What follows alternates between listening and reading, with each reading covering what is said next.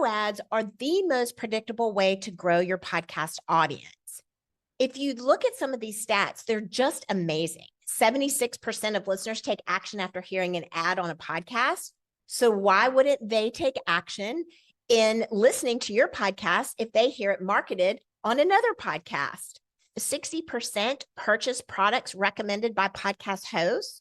So if you are working with another podcast host and they recommend listening to your podcast to an already existing audience, of which the audience is already engaged with that type of content, it's a natural transition for them to then want to hop over on the same platform they're on the same platform where they're already consuming content, and be able to then find your show, your podcast, and be able to engage with you and your messaging and your content.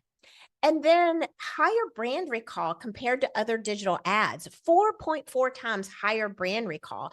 And that is because that audience that is listening to the host and the products and services that are recommended by that host, whether it's a recorded audio ad or whether it is a live host read ad, there's already a very strong trust factor. So if that host is recommending you or they find out about you while listening to that host show, they're much more likely to recall the brand and then take action on it. Level up your podcast with advice from the pros at Produce Your Podcast. Subscribe and hit the bell icon to stay updated.